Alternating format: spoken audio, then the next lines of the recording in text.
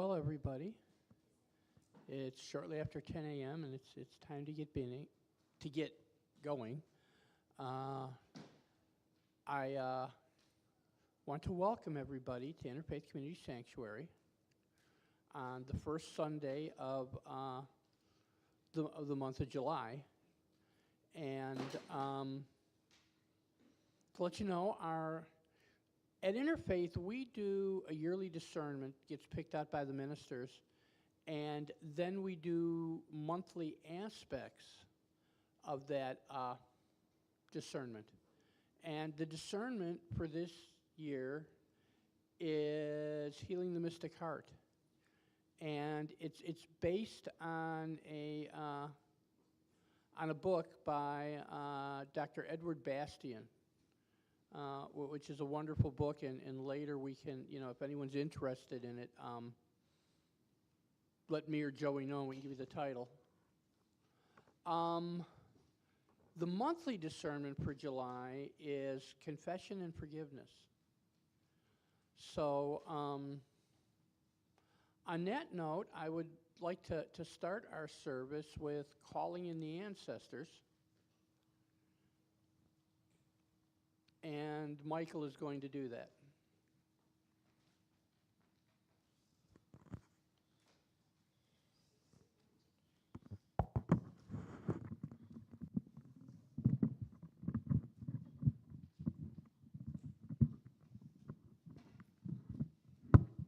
Yeah, okay. Gets up this high. Okay.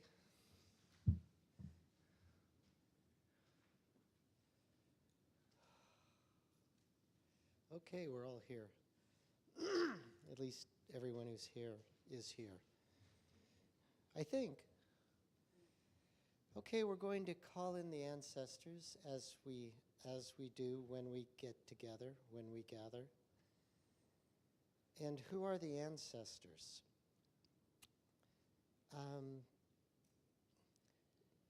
Well, the Buddhists say that all sentient beings were once your mother. So when we say the ancestors, it's a pretty inclusive group. But we need to connect with that personally, so we need to think about our families of origin, our chosen families, all of the people who have taught us a way to be in this world. All of the people who taught them, all of the people in this chain of transmission, teaching a way to be human that we are the beneficiaries of, and that we take on as our task communicating to the next generation. So all of these people who have benefited us, not just people actually, because it goes back a very long way. We want to invite them into this space. And when I say this space, I mean this collective heart space, which we can feel if we breathe into our hearts and feel the space that is common to us, the space that we share. This is the space that we gather in, not just in this building. And we invite into this space all of those who came before, all who will come after, to share their wisdom and their blessing. Amen. And while we're at it, we want to acknowledge the indigenous peoples who lived on this land long before the settlers came and took care of this place and are still taking care of this place, particularly the Duwamish tribe, who are unrecognized by the federal government still. But But this is Duwamish land that we are gathering on, unceded Duwamish land. So we want to hold them in our hearts as well, with gratitude. Thank you.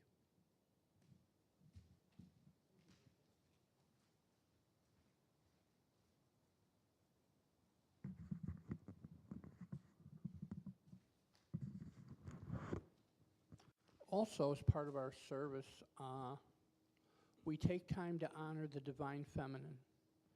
And I'm going to ask our dear sister, Joey Klein, to come up and offer something.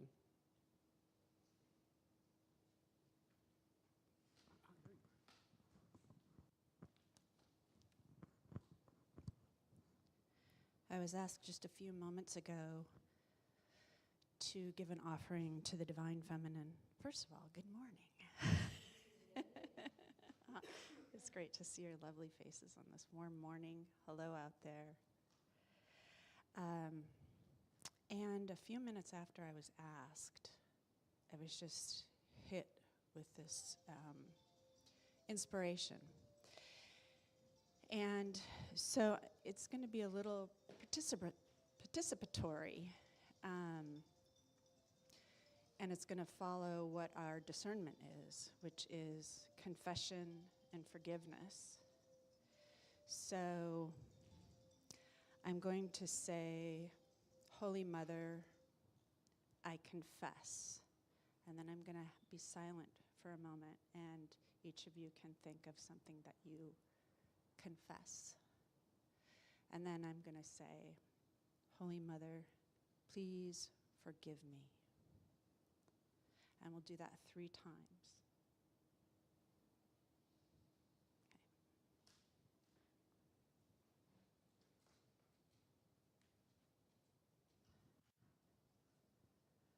Holy Mother, I confess.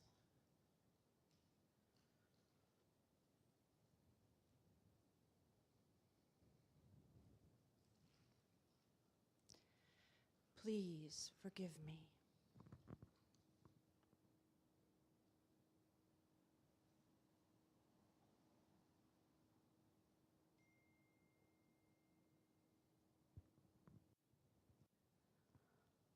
Holy Mother,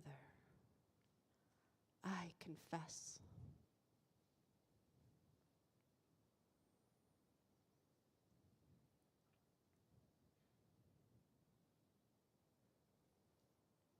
Please forgive me.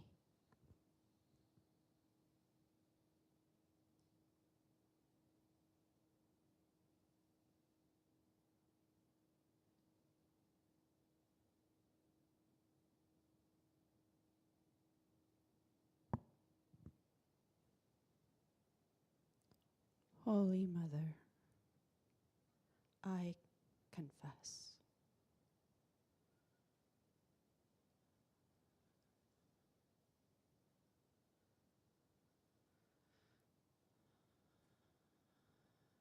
Please, please forgive me.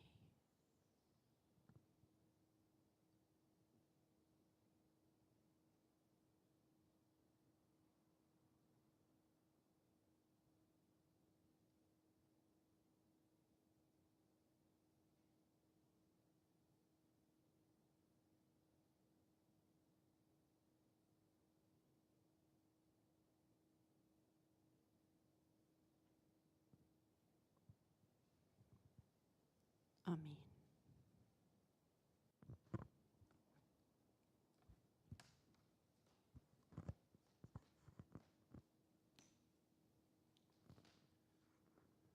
Thank you, Joey.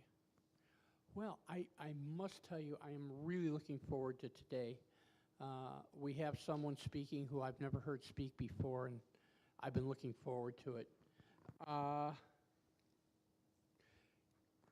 I'm going to read a brief introduction. Kiran, who goes by they, them, is a student of spirituality interested in understanding ourselves and our world as ecologies and practicing love and interdependence through the teachings of many lineages. They are the convener of the Gathering Ground, an interfaith eco-spiritual community in Seattle. They have been shaped by their time in environmental politics, and their community organizing home is in the disability, justice, and neurodiversity movements. Kiran is a student of the Drikung Kagyu lineage of Tibetan Buddhism and has also found spiritual nurturing in Lutheran, United Church of Christ, Jewish, and interfaith communities. While holding deep concerns about Western academia, they hold a degree from Vanderbilt Divinity School. And so without further ado, I'm going to invite Kiran to share her wisdom with us.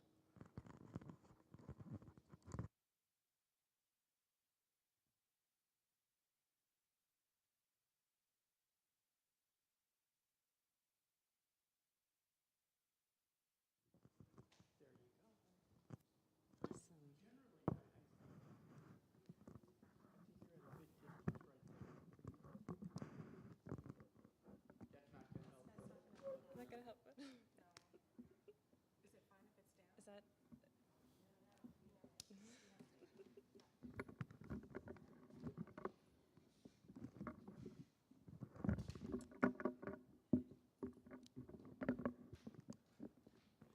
Thank you.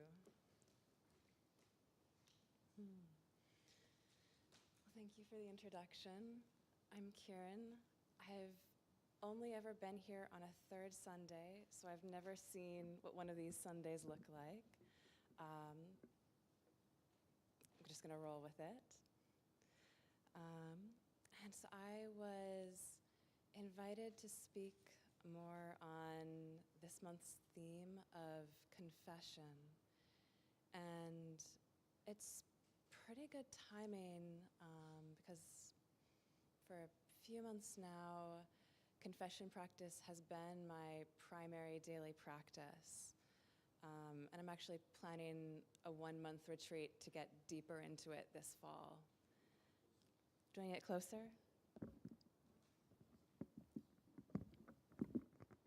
How's that?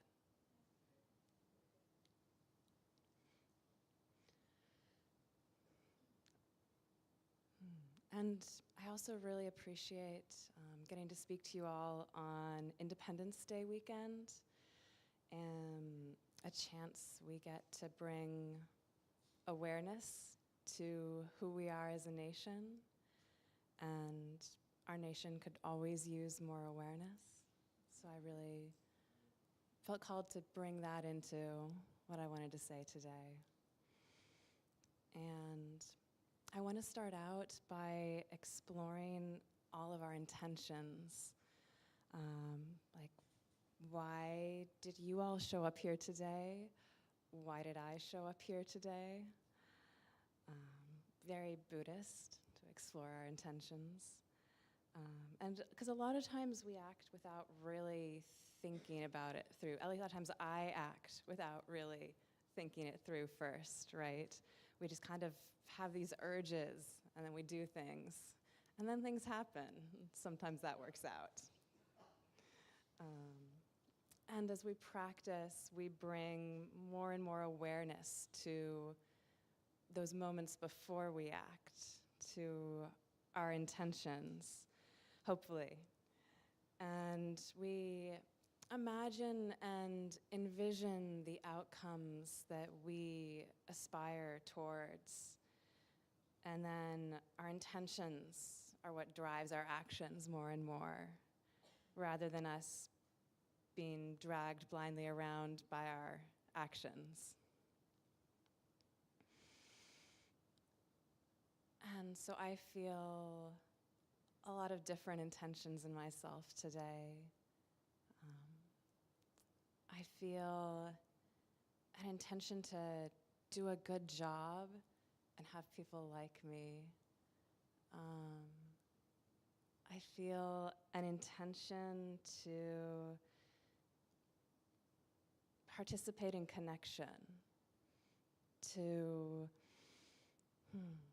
bring humans together in honesty and sharing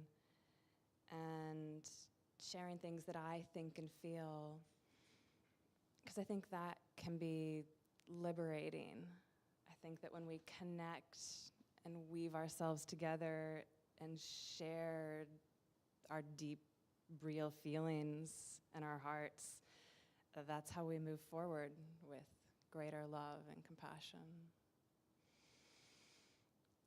And as a Buddhist, we always center ourselves on our highest intention. We try and approach everything from that greatest perspective. I think Brother Jamal might say, Bismillahirrahmanirrahim. And so I would just want to invite you all now to tune in to your experience in your body. To just touch into what's showing up for you today, to what's bringing you here today.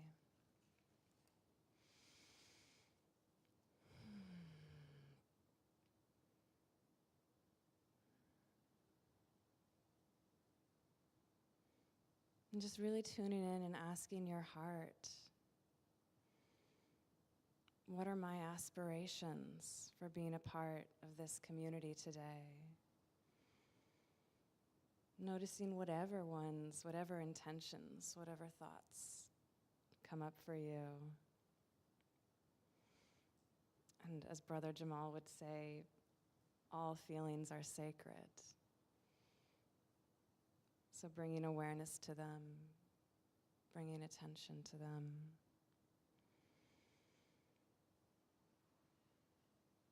And asking your heart, what is my highest intention for being a part of this community today?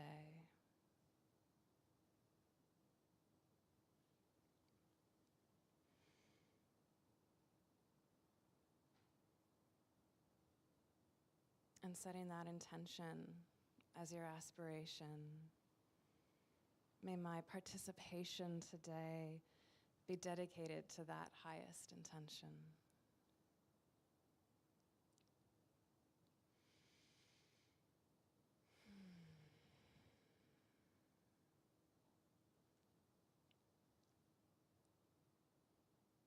Okay. So confession. Just kind of to read the room.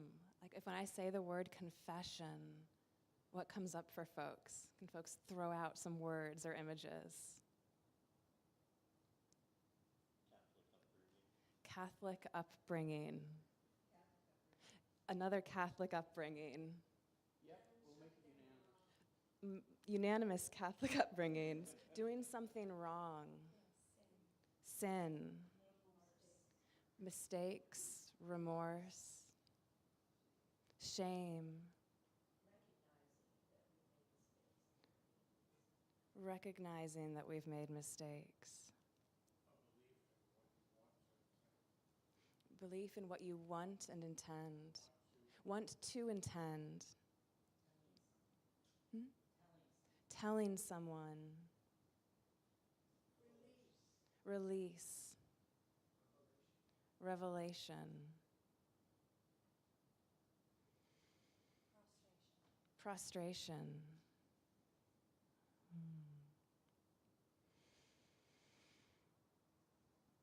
Yeah, so I'm hearing a really mixed bag around confession, right? Release and shame. Yeah, confession, it's something we have a shaky relationship with in our culture, right? This is true for me, and I know for many of us here. We come from Christian backgrounds, and at a bare minimum, we probably come from contexts where most folks come from Christian backgrounds. And I think it's fair to say that Western Christianity as a whole has had a fairly dismal view of humans at times. particularly the English-speaking church, particularly Reformed Puritan strains that built some pretty core pieces of our culture in this country. And yeah, spiritual practices, they have their light side and they have their shadow sides, right? They have ways they get taken to extremes. They have ways that they combine with unhealthy egos. And when we combine confession with unhappy egos, we can get something we see so often in our culture, right? I'm so bad, I'm so stupid, how did I mess up again? Right? Shame, shame.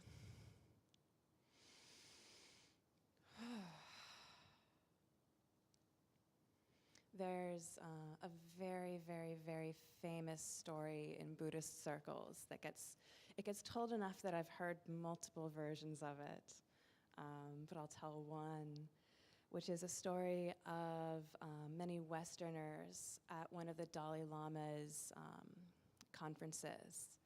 And he was being asked by these Western Buddhists particularly by Western teachers of Buddhism, how do we deal with low self-esteem? How do we deal with all this shame and sometimes even self-hatred? And in this story, it took quite a long time in multiple rounds of working with the translator for the Dalai Lama to understand what was being asked of him.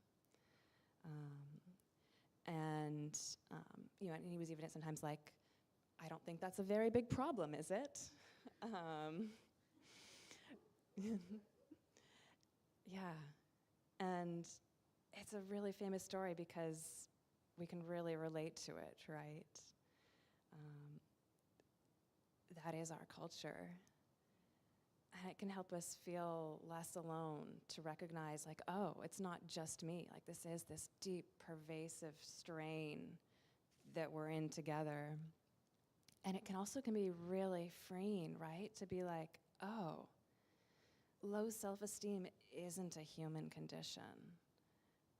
There are whole cultures that this is not this deep, pervasive thing for. It's just this baggage of one particular group of humans at this one particular time. It's not my nature. And that can be I feel like that can be kind of freeing for me.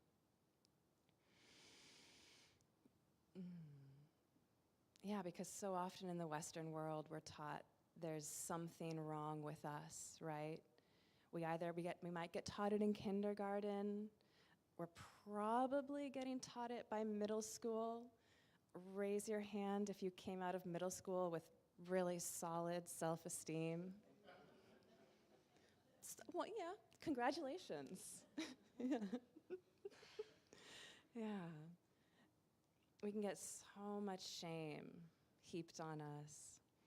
And that can become the dark side of confession, right? Ruminating on the stories we could tell ourselves about how we messed up to just keep beating ourselves up.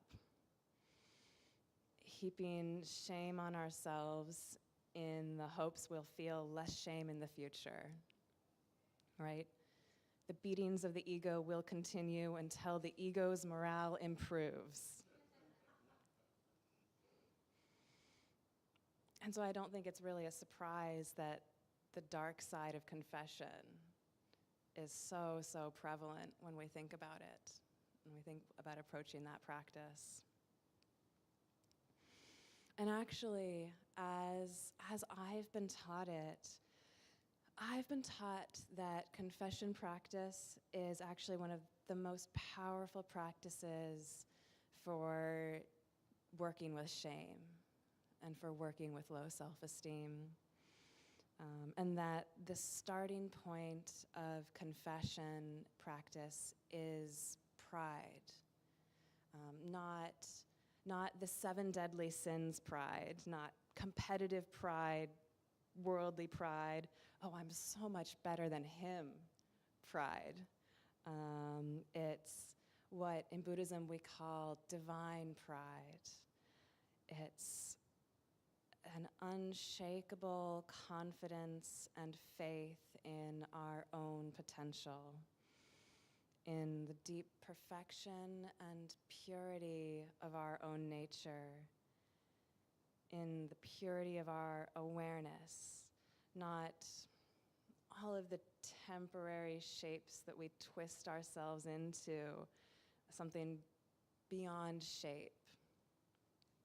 And so in Abrahamic religion, pride might be being made, this might be, being made in the image of God, pride in having Christ nature for Christianity. And that is the starting point of confession.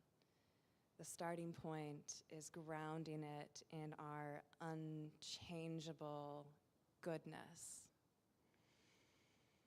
And then with that understanding, we can move forward. We can move to, oh, I'm not living up to my highest potential in these ways. I aspire to connect with my truest nature. Instead of carrying our failings around with us, confession allows our true nature to purify them, to release their hold over us. So we're not grasping onto them like just real heavy baggage. We don't have to identify with them. We don't have to hide them because we don't have to identify with them.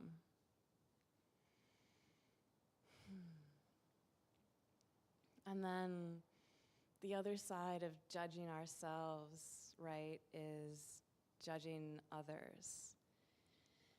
And when I told a lama that I was talking about confession, he was like, oh, that's very good. Because Westerners, you always think that you're right. You look at other people and say, they're wrong. And then you say, I'm right. And of course, I don't know about all of you other Westerners, but I only do this because I am right.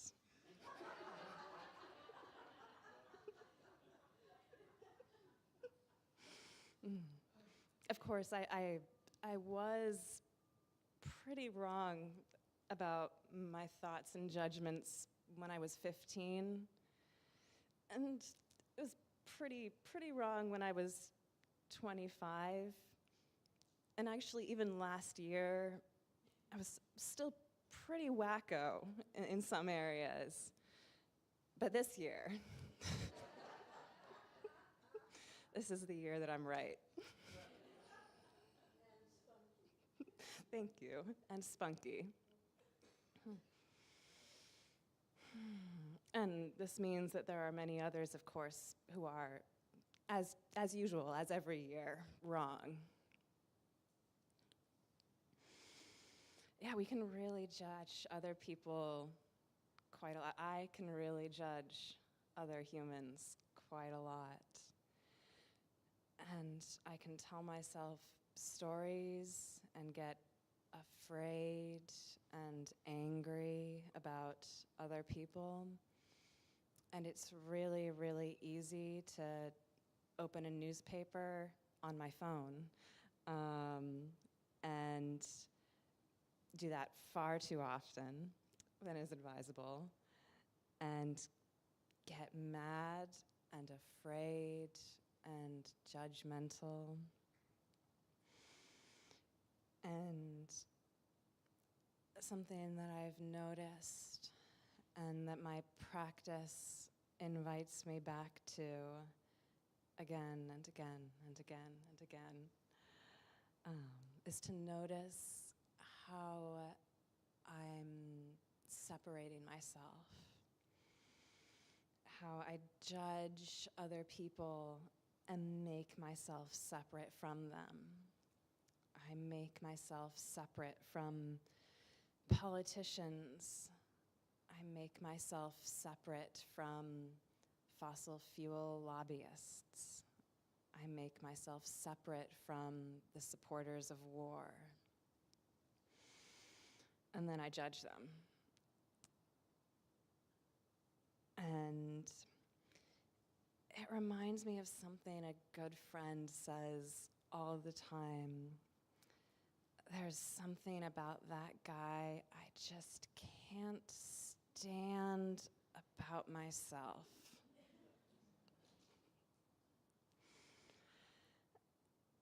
And I can't help but notice that when I'm opening the newspaper, I'm looking at my own faults and my own obscurations. And that's why I feel fear. And that's why I feel anger. And I'm not saying that we should not do everything we can to resist the very real evils that exist in the world. And also I recognize that I am looking at my own greed and my own hatred and my own ignorance. And I know that the lifestyle that I enjoy is presently built upon stolen lands and stolen waters and plundered resources that has for centuries now been upending the lives of humans and ecosystems around our planet. And I would like to nonetheless enjoy it in safety and comfort. And I care a lot about horrors around the world. And it's also my own fear and greed. I am afraid and greedy in the midst of all of this. And I would like to separate myself out from the rest of humanity and work to build safety and happiness and comfort for myself.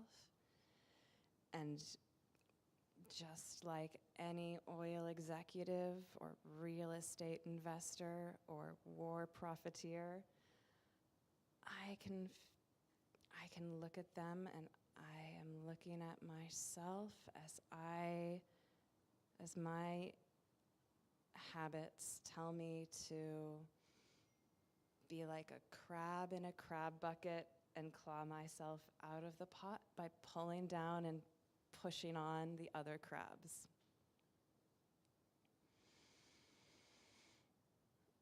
And there are parts of me that want to build walls and keep people out, keep out the disadvantaged and the destitute so that I can, especially out of, my own personal bank account, that's mine, my walls, hoard wealth for myself so that maybe I can buy food in some future year instead of sharing with those who are experiencing hunger today. My existence and my own heart are inseparable from all of the evils that I perceive around me. And then when I try and cut myself out of the world and get angry and fearful and judgmental, I am rejecting myself, rejecting my own self-clinging, my own greed, my own ignorance, my own hatred. especially here in Seattle, right? Where we're good people,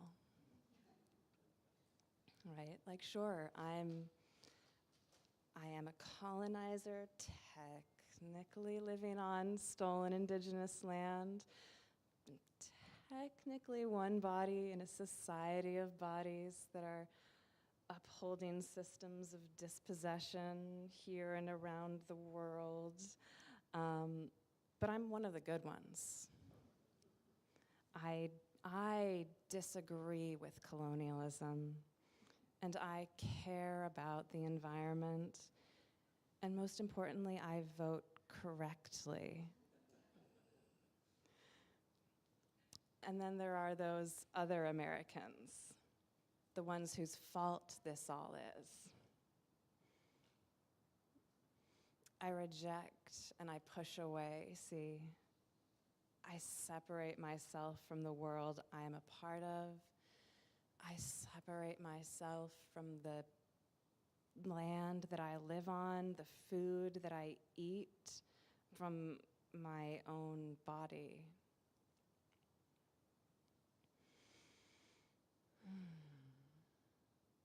Instead of saying, yes, this is my body. I am an American. I am an heir to the ongoing legacies of colonialism and racism. I'm sorry.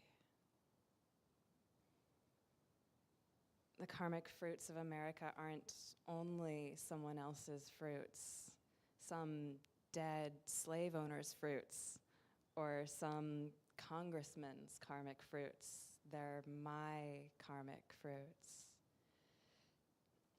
And if I look at myself, I have yet to see an evil in the world that is not my own. And of course not. I'm part of the world, and I'm the one doing the looking. How could I see and recognize an evil? How could I look at society and be like, that's greed, if I wasn't looking at it from my own greed? I look at the world and I see my own heart reflected back at me. So I confess. I regret. I purify greed and violence in my heart. And when you do confession practice, in the Tibetan Buddhist tradition that I practice, you don't just imagine yourself. It's not just you doing the practice. You do the practice alongside all beings. You're surrounded by your family, your friends, your neighbors, your enemies. We're all confessing together because it's all the same greed and ignorance. We're all in this together. A Lama, one of my teachers, Garchen Rinpoche, he really encourages his students to love America, to love their country, because he's noticed that so many of us carry around all this resentment and judgment towards our country. So for me, it's like, oh, wow, love our country? Whew.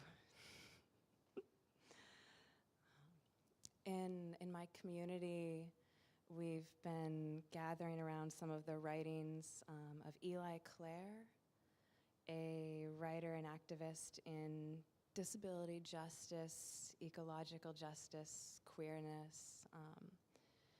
And I'm going to read a piece from Eli that feels particularly resonant on Independence Day weekend.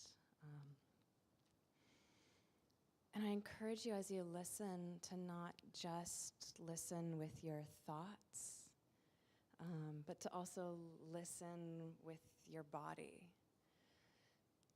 What's your body experience, emotion, sensation of Eli's words?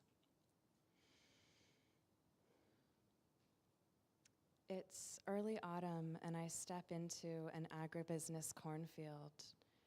Rows envelop me, the whole world a forest of corn beginning to turn brown.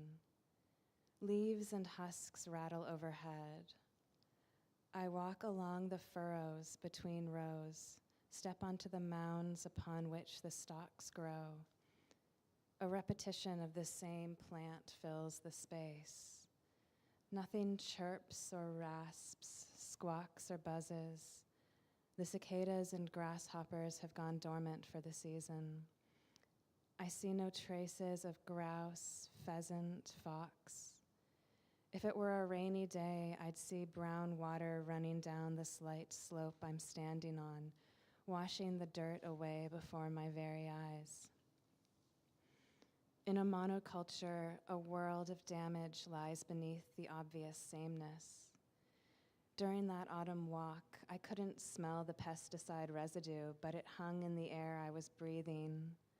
I couldn't see the petroleum-based fertilizers in the dirt, but they were present in large quantities. I didn't notice how depleted the earth was, each corn stalk sucking nutrients from the soil and giving nothing in return.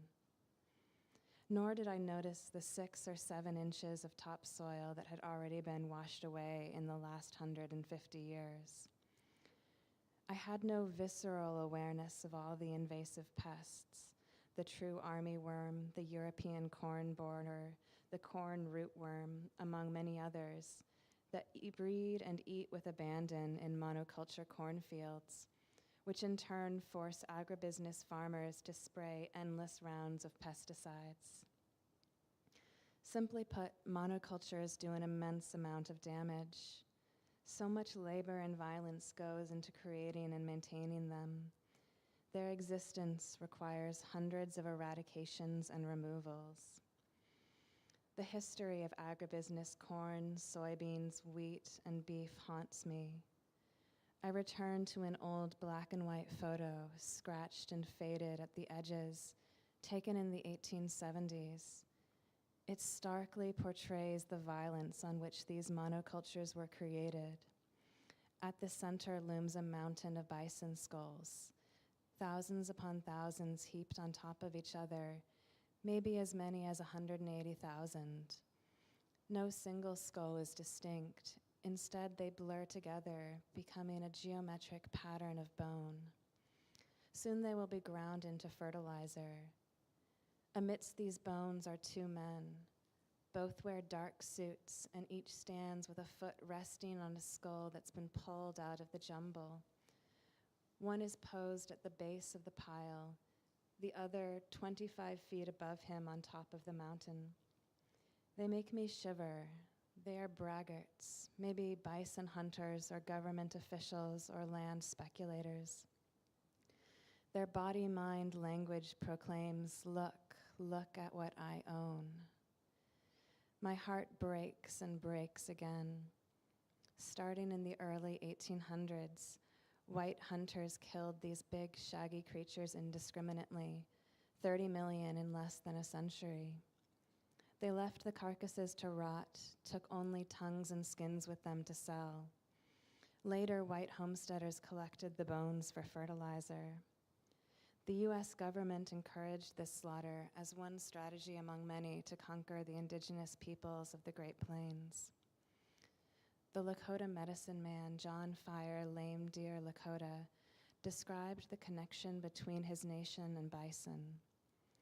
The buffalo was part of us, his flesh and blood being absorbed by us until it became our flesh and blood. Our clothing, our teepees, everything we needed for life came from the buffalo's body. It was hard to say where the animal ended and the man began. So when in 1867, Colonel Richard Irving Dodge commanded, "Kill every buffalo you can. Every buffalo dead is an Indian gone," he was calling for genocide. Native peoples were starved, brutalized, killed, driven onto reservations. White colonial settlers claimed the land as their own, divided it into neat rectangles, fencing it, and establishing herds of cattle. The near eradication of the prairies started here. The grazing and migration patterns of bison had been integral parts of these ecosystems, whereas cows destroyed the grasses, giving nothing back. And then white farmers literally tore up the prairie with their plows. They planted monocultures of wheat, corn, and soybean. 170 million acres of tallgrass prairie used to exist in North America. 7 million are left now. Today, when we eat corn or steak produced on agribusiness farms in the Great Plains, we are connected all the way back to that mountain of skulls. Monocultures start with violence, removal, and eradication. White Western culture goes to extraordinary lengths to deny the vital relationships between water and stone, plant and animal, human and non-human, as well as the utter reliance of human upon human.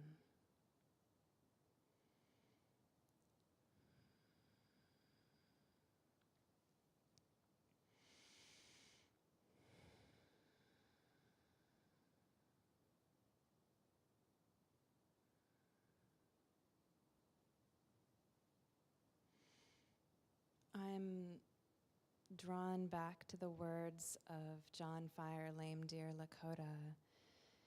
Everything we needed for life came from the buffalo's body. It was hard to say where the animal ended and the man began. And as I've spent the last couple weeks in particular really sitting with all of the greed and hatred and ignorance that I see in the society around me, all these things that I want to judge, that I want to push away, I keep feeling drawn back into being in my body. And it's hard to say where does the monoculture cornfield end and my body begin.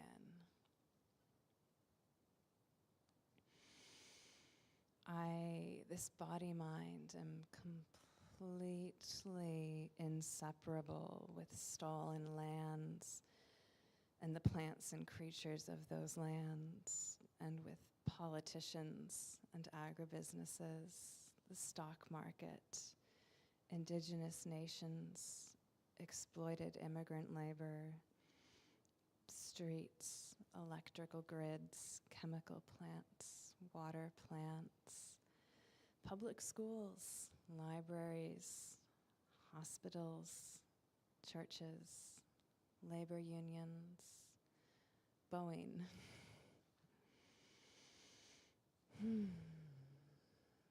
I can't be separated from the ongoing story of all of us here together.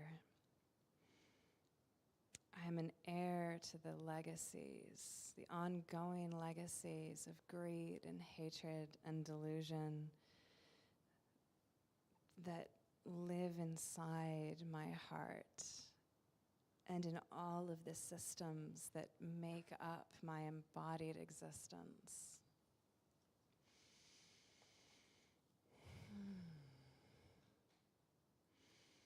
I am responsible for colonialism. I am responsible for racism, ableism, sexism. I'm responsible for factory farms and wars and climate devastation. Not shame, honesty, and transformation. Because I am also heirs to lineages of honesty. and lineages of transformation. So I'm going to invite you to join me in a confession practice. And I'm going to make it one that all of us here from many different lineages can participate in. While also really connecting to that I deeply value the confession practices of particular lineages and think there's a lot of value in the depth that each lineage goes into.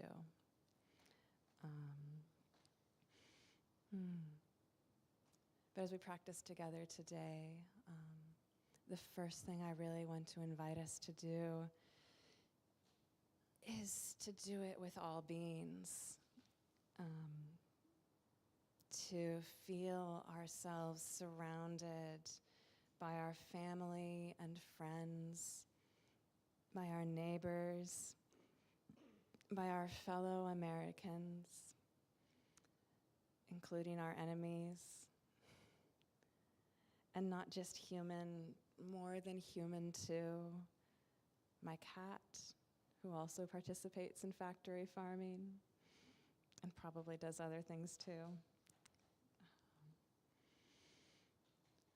So feeling ourselves surrounded by all of those beings who are a part of us, who are all joining us in confession. And in my Buddhist practice of confession, one of the central pieces is what's called reliance, which means centering our practice around relying on our highest ideals. For us, we visualize a Buddha above our heads and repeat the mantra, Om Benza Sato Hum.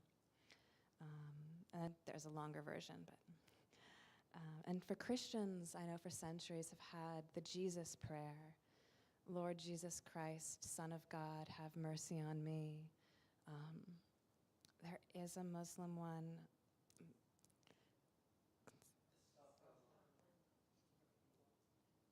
That.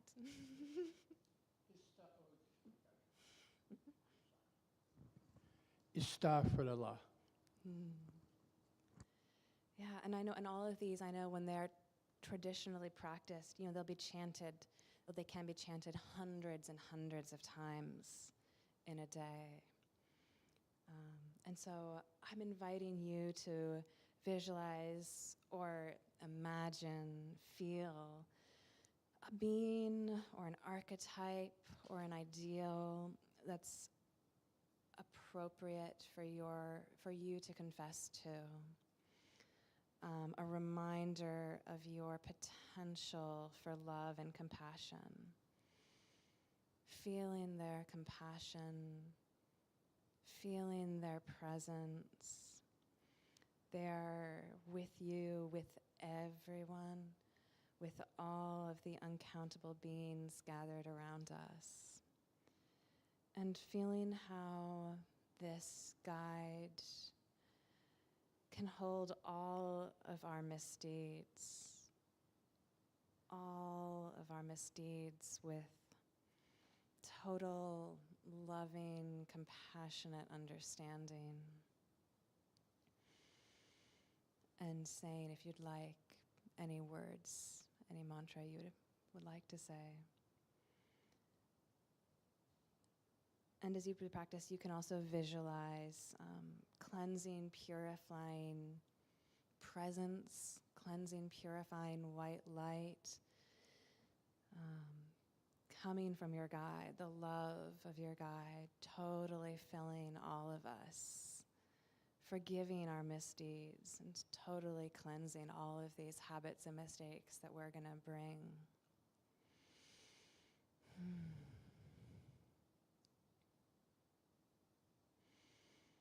So allowing whatever comes up to come up, images, memories, sensations, things that didn't quite go right this week. things that haven't quite gone right for a few centuries. Judgments we have for ourselves or for others. Personal or collective patterns we regret. Allowing yourself to experience regret. And regret isn't beating yourself up or feeling shame. Regret can have sensations attached to it, but it doesn't need to. Regret is an awareness, that recognition that is not an action that I wish I'd been a part of, that I wish I'd taken. I regret that. And if shame does come up, that's all right. You can be with that shame. You can offer that shame to your guide.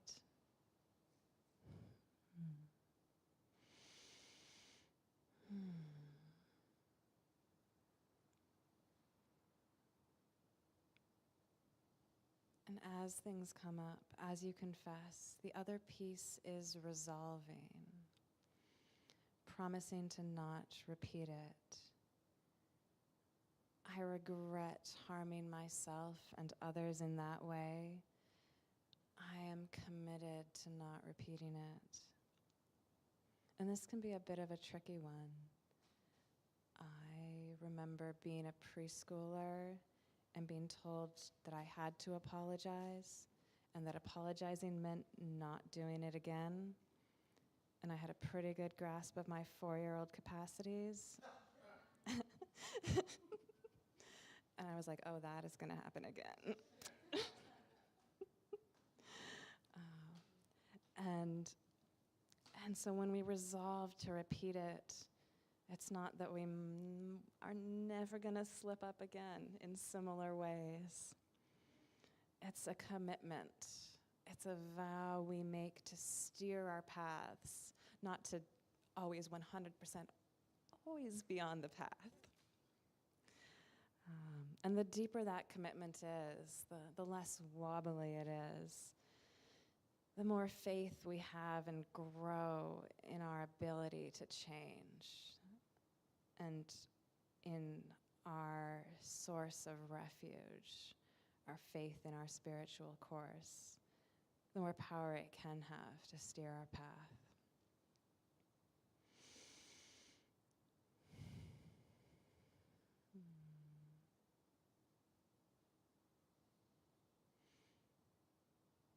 I have been warful and violent in my heart. I will not repeat it again. We have lived an ecologically destructive lifestyle. I resolve to live without causing harm to myself and others.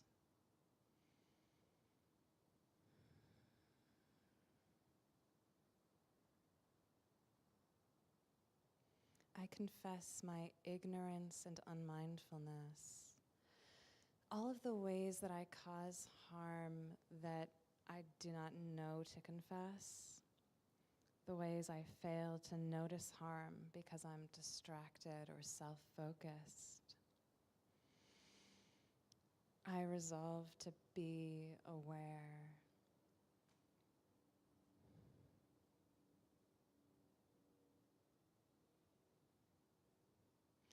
And if anyone has any confession that you'd like to make out loud now, I'd invite you to do so. Anything that you are feeling individually or collectively. I can also reassure you that anything that you're feeling individually is probably collective. If anyone's brave.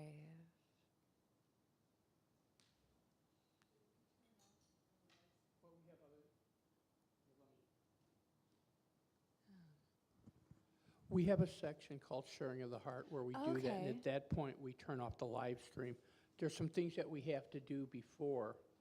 So what I would recommend is wrap up the talk.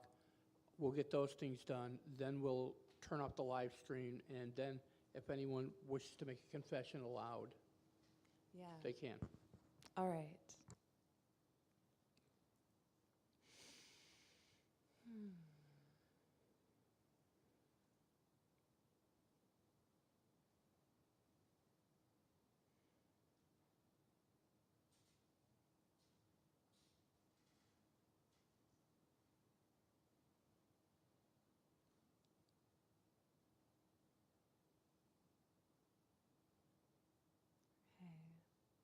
So as we finish confessing together,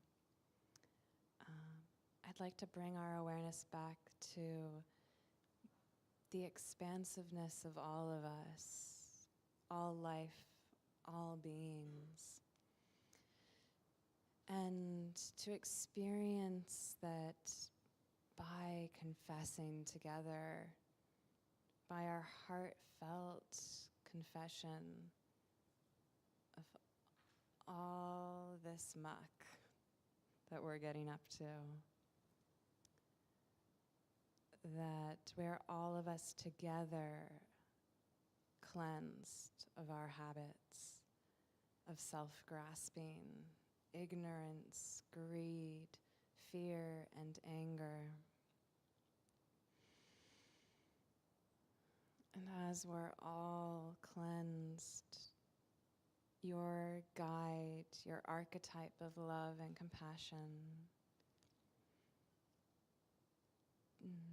becomes inseparable from, merges inseparably with all of us, all beings. You and all beings take on their form. All of the world takes on their form. That pure, perfect, and complete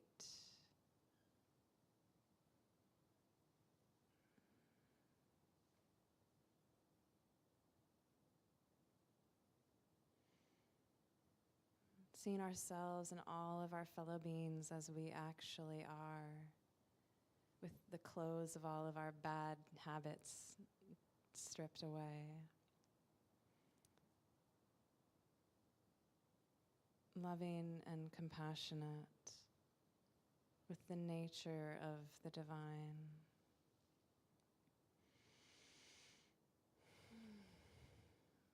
And then just allowing all of the many beings in the world around you to dissolve inseparably into you. And then letting go of yourself, letting go of your meditation, and just resting for a moment.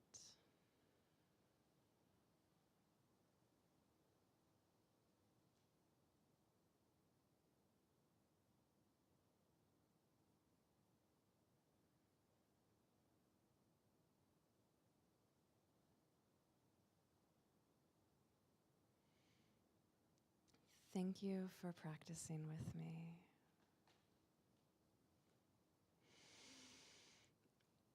May all of the benefit that we have received today, in whatever ways we've been supported by this gathering today, may we open-heartedly share all of it. We don't keep it for ourselves, right? My spiritual growth. May it spread beyond us through all of the beings that we touch and all of the beings that they touch, spreading through all of Seattle, all of America, all of our ecosystems, all of our world and space and time, to touch all beings. May we all be freed from every obscuration to love and compassion. Thank you.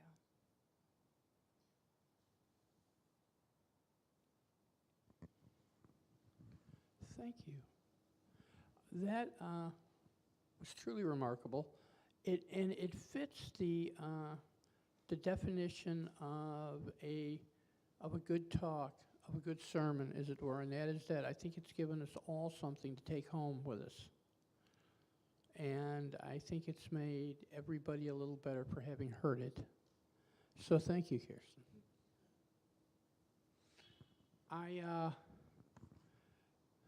Our next step, going back from the sublime to the mundane. There's a couple things that we do at this point. The first of which is walking the spiritual path with practical feet. And what that means is, you see this lovely building you're in? Well, the lights have to stay on. Right now the heat doesn't have to stay on, but trust me, that will change. We're run by volunteers, so nobody here really makes any money from the things that they do here. But we also need, to keep the building going, to keep things going. There are expenses, practicalities. So at this point, I would ask, here we pass around a plate. For those of you at home, if you look on the web, there's also ways to donate so that you can do it from home. And there's one of those little doohickeys whose names I can never remember. Thank you, a QR code that, you can take a photo of, and you can, send us money that way. So that's the money things. If I could get, Joey, could you grab the plate? And that, remember in this spirit that while you can't take it with you, you can send some ahead.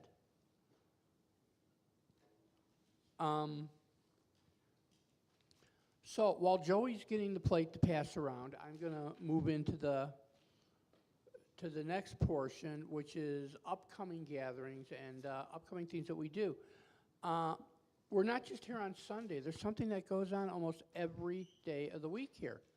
And I'm going to name some of them, and what I forget, I'll ask your forgiveness for, and if someone, can bring those up. But the first thing I want to bring up is the second Saturday of every month at 3 p.m., we have a gathering to study the writings of Meister Eckhart. For those of you who don't know, Meister Eckhart was a medieval mystic. He was a Dominican friar. At one point, he was actually the head of theology at the Sorbonne, which was a big deal back then. But we get together and we discuss one of his passages. We'll be sending that out this week for folks. These were done in the form of sermons, so they're short. So, I think the longest one I've seen so far has been 10 pages. So they're not something that you can't sit down and read within half an hour. And then we get together both in person and online. We have Zoom there too. And we discuss them, and the discussions are usually, they're pretty lively and pretty good, so I would encourage people to go. Other things that I wanted to remind people of is on Monday evening, we have dhikr here, which is remembrance. It's a Sufi ceremony, and it's done by the Mevlavi community here in Seattle. It starts at 7:30, isn't it, Michael? 7:30. Yeah, 7:30. For anyone who needs more information, you can see Michael or me after the service. Tuesday night, go on. Joe, you wanted to say something? Oh, okay. Tuesday nights, is that not the night for the healing circle? Or is that Wednesday? That's Wednesday night. Okay. Wednesday night, we have a healing circle that's done in one of the Native American traditions. It's done by a lovely woman named Siswinkle. I always mess up her name, so if I did, please forgive me. Thursday nights, we have sitting in silence. It's silent meditation. Does that start at 7, George? Okay, that's at 7 o'clock. Anyone needs any more information can ask George. We also, and I think this is either Tuesday or Wednesday, we have a discussion of Rumi's Masnavi. Both days. Okay, great. Both Tuesdays and Wednesdays. And the Masnavi was a book written by the Islamic mystic Jalaluddin Rumi. It's been called the Persian Quran, and it's wonderful. You know, if you can attend those, they're really great. Fridays in the afternoon, we have prayers in the Islamic tradition at 1 o'clock. Now, that's done totally on Zoom these days. Yeah, at 1:30, I know. Anyone who needs any information about that, you know, it's on, first off, all the stuff's on our website. But anyone needs information today can either ask Jamal or Sister Bahia, who's back there, and they can give you that information. No, I did not, thank you. And that meets on, is it Wednesday nights? Tuesdays, okay. See, Tuesday nights, the Course in Miracle meets here. Okay. Yeah, and so you would need to, you know, some days it's in person, some days it's in Zoom. You would need to check that out on our website. There's one other, oh yes. Today, is it today, I believe, that we're starting a yoga class here at, is it 5? At 6 p.m. here at Interfaith. And it'll be every Sunday? Great, good. You know, I'll be in the back of the class rolling bandages. No, it should be a wonderful class, and we're really looking forward to it. Now, are there any other, did you have something, Sally Jo? Okay.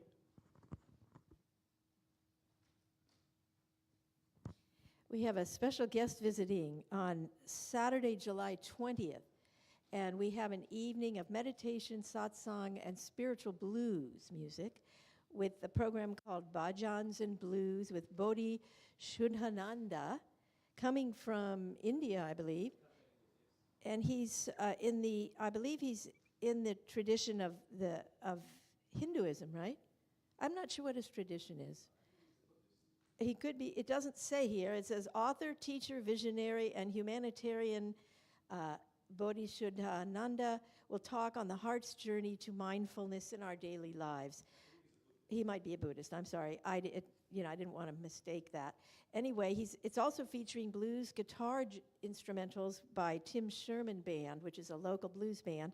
And so it's a program that begins at 7, will probably go through 10 o'clock, and it will have a variety of some meditation, some talk, some music interspersed, and some just satsang, which means just gathering in community and nourishing each other. It's a very special program. It's free, and it's right here in the sanctuary, and we're honoring guests from out of town, so we'd love to have you come. This isn't something that will happen regularly, but we were really happy that they've asked if they could do it here, and we're very happy to open our doors to them.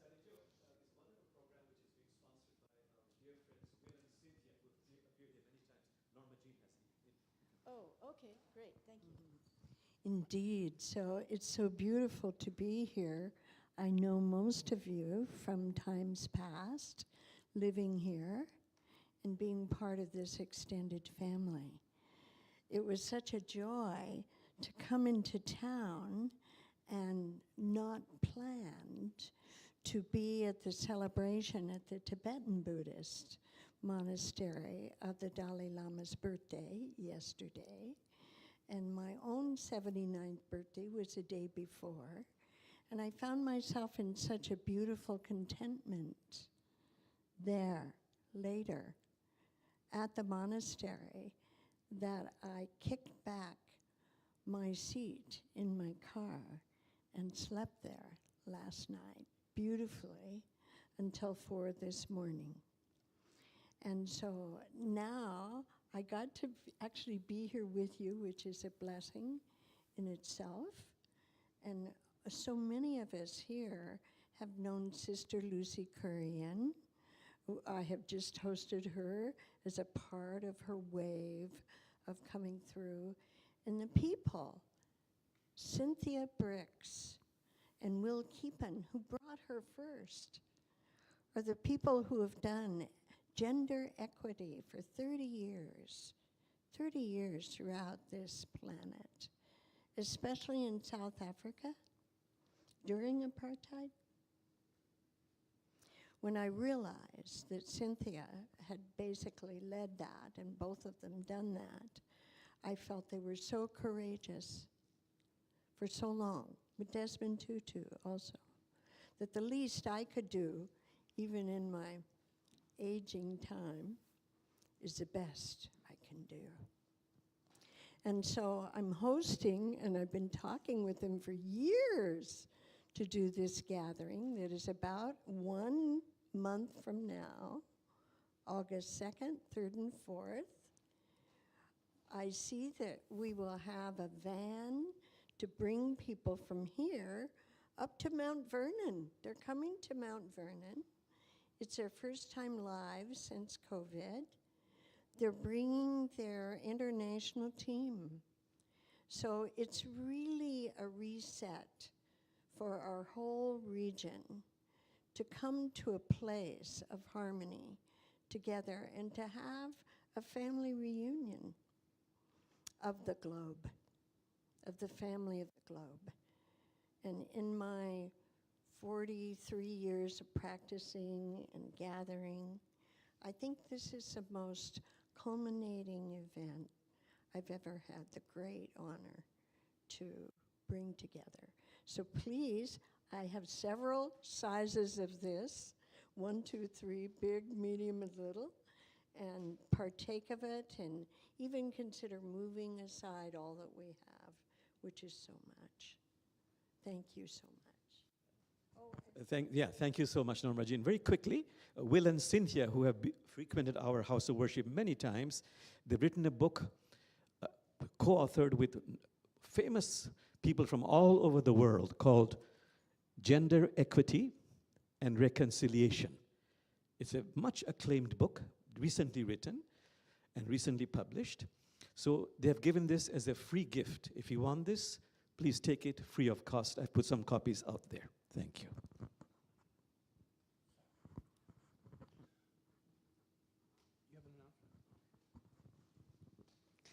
Okay, so a little bit on the lighter side, I am gifted the opportunity to lead the landscaping circle here at Interfaith Community Sanctuary, and it is definitely a labor of love. I invite you to join me in that labor on the 28th of this month. After service, we'll have a little work party and be tackling the jungle that is the east side of this building. I'm so grateful for folks that helped me at the last work party. We really whipped the west side into shape, as many of you have commented that it's really looking wonderful, and that is thanks to a group of people that got together. So we hope to do that again, and I invite you to join us. Thank you. All right.